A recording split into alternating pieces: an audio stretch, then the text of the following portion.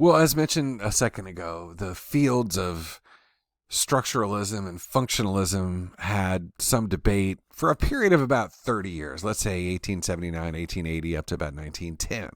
And then what happened in 1910 was a lucky accident by a person named Pavlov. Ivan Pavlov was already at an advanced age, maybe above 70. And he happened upon something that we later called classical conditioning. And the idea is that these dogs, Pavlov's dogs, salivated copiously when presented with food. And what happened by accident was that they began to salivate copiously when the precursor events to the delivery of the food happened. So when Pavlov had his preliminary events to preparing his equipment before the food was delivered, he found that they had already salivated, implication being that they had associated two events in time. Now, what we later called, in the realm of classical conditioning, the unconditioned stimulus was the food. The conditioned stimulus was the bell or the metronome or the zipping up of the lab jacket or what have you, the things that predicted the food. Now, that's a pretty basic idea, but he was so impressed by how reliable these dogs salivated early that it became a formal study unto itself.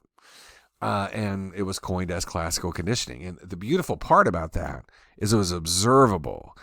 We could speak of animals or people, but they observed a process in these organisms, the copious salivation that delivered, that happened upon the presentation of the food or the preliminary thing.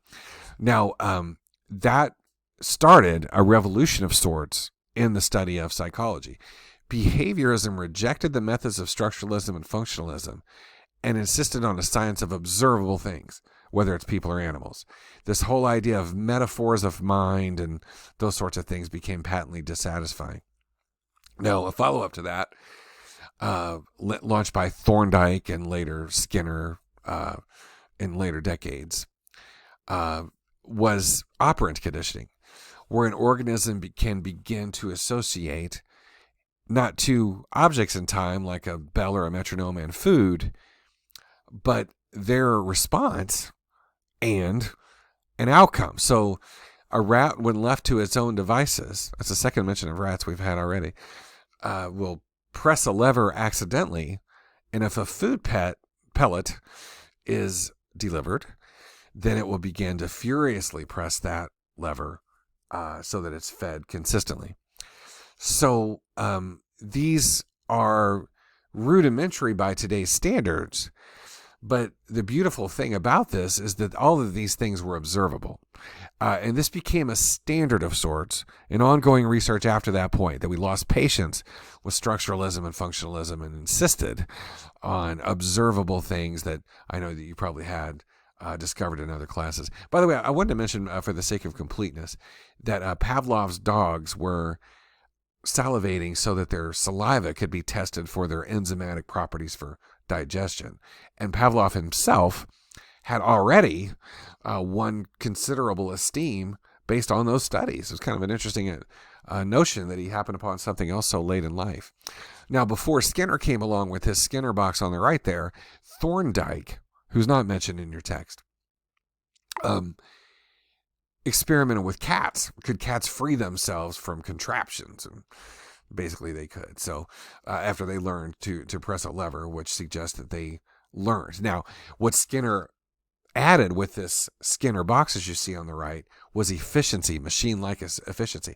So Skinner not only emerged as the great spokesperson for behaviorism, particularly in the 1970s, but he also developed all the equipment.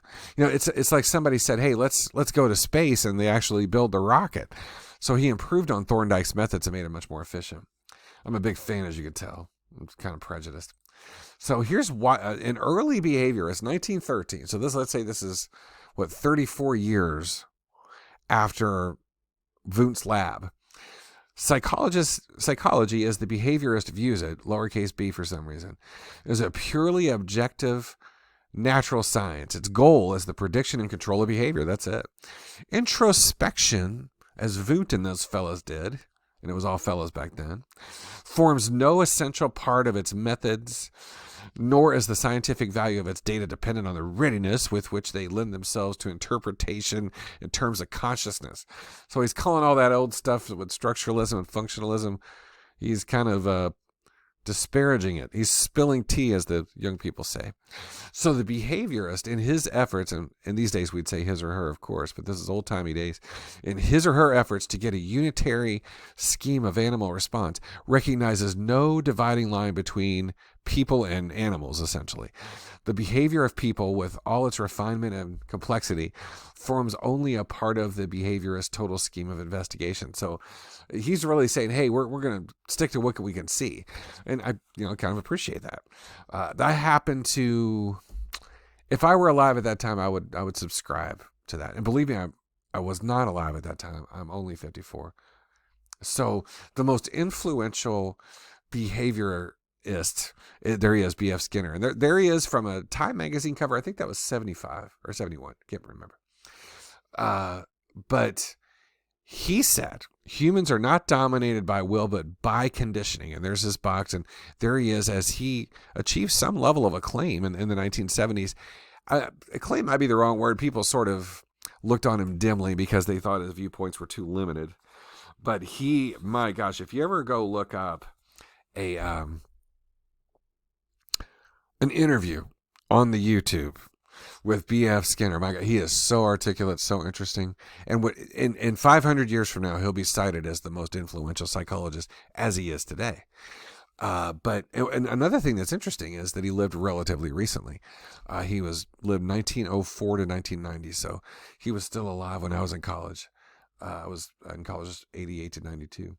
Oh, one other thing I should mention. Now, there was, even though Skinner and others like Watson were kind of dissatisfied with mental explanations, it did even creep into behaviorism here and there. So Edward Tolman, and others did allow for the idea of mental representations that were eschewed or sort of dismissed, I should have said, by Skinner.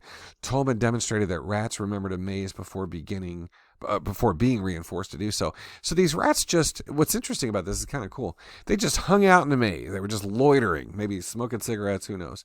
And they were in there for a few days. And on the 4th day, maybe, or the 10th day, they were reinforced if they found their way out.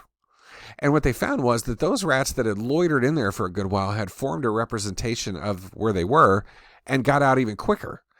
And now, why did they learn the maze without being reinforced? That's something that Skinner and Watson and those sorts of researchers would not have been able to explain. But Tolman sort of muddied the waters there a little bit and allowed for a mental representation.